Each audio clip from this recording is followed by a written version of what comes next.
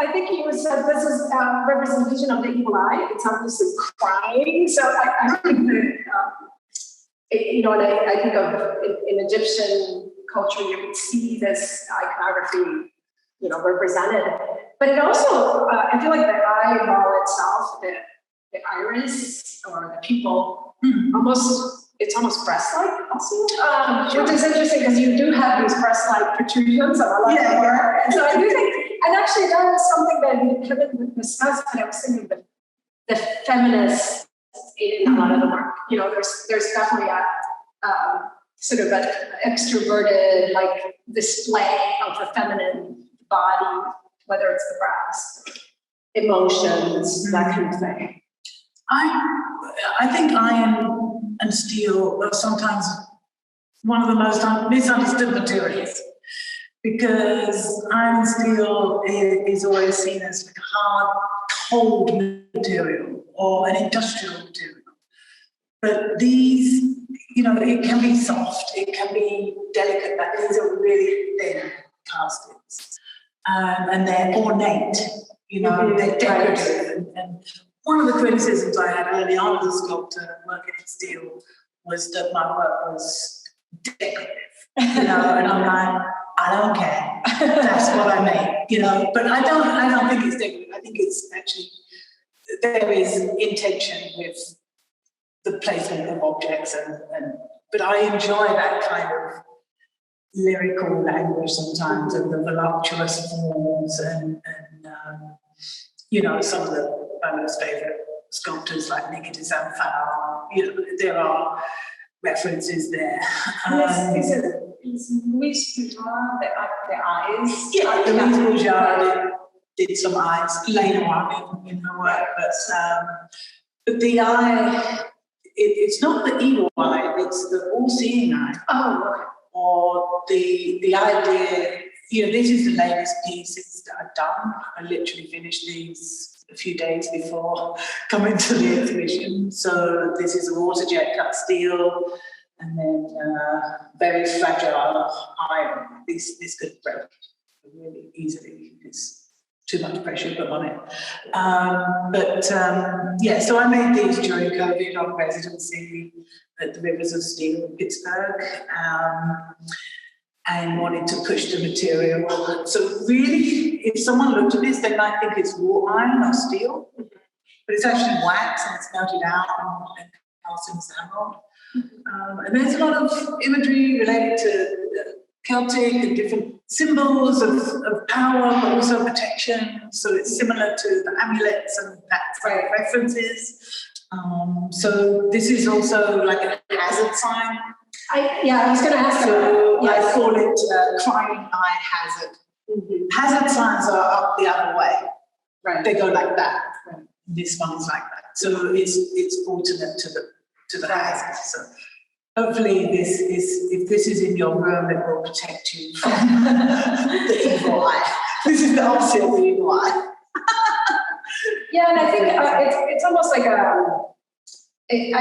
another part that makes it that sort of rebellion against the minimalist, sort of macho,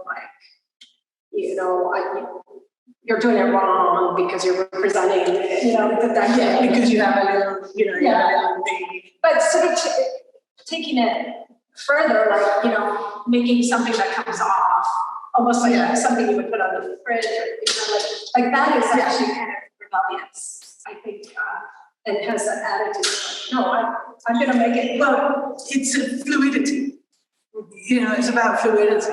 So the molten iron is fluid. These star pieces are fluid. They can move. They can go. Somebody could literally take it with it. And I love that idea of transience and not being static, because everything is moving. Everything is moving through the right.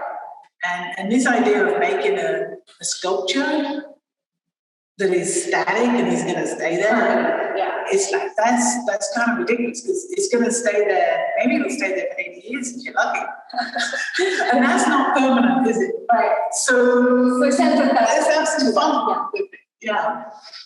Yeah, and I can imagine that you might decide to put those in a different sculpture. And Oh, you're not married to one location or one sculpture. yeah, I think you've got to give yourself that freedom as an artist Right. to do that. Yeah, and then it also makes it more inviting. Yeah, to people. It's not so threatening. there's a playfulness, and I see an opportunity here too. In that, I love the magnet, and I'm wondering if there's some potential for interactive. Having the audience interact with some of the sculptures by allowing them, if there was a place for people to sit and have the runestones as a way to get to sort of meditate, with this one, just switching around these objects, there's something really compelling about that once you understand that you can move it. Because I think most audience members are so afraid to touch. And so how do you get the audience to interact when they're in the gallery as opposed to? Right, and whether that is, I'm not sure if that's something that is part of my main practice, but I like to, if this was somebody's, then they have the option to change. So it's not so much. If they collect it. Yeah, they collect it, but it's not so much I do want to give people an experience with the work and to feel comfortable in the work. And that's very difficult in like a white cube gallery. Right. And that's why I'm so interested in showing public sculpture, doing these iron claw performances where people can come and watch it. Yeah. You demystify the process. But I found doing these iron claw performances, you are demystifying the process. You can see the iron, you can see it hot, you can see it cool, you can see it open, you can see it in the sky, you can see all the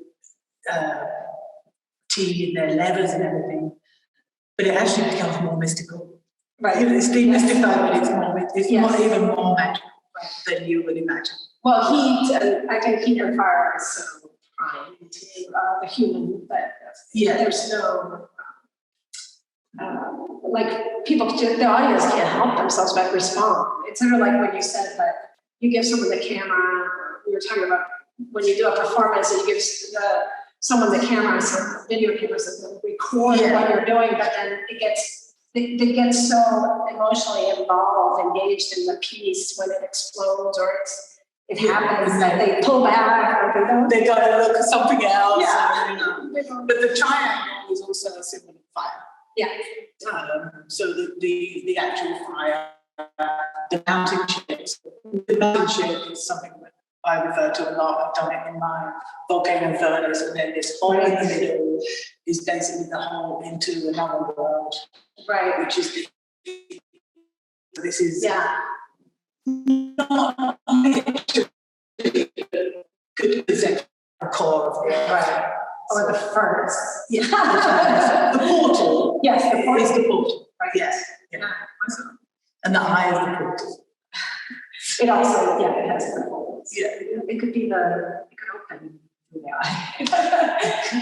The mirror. Good mirror.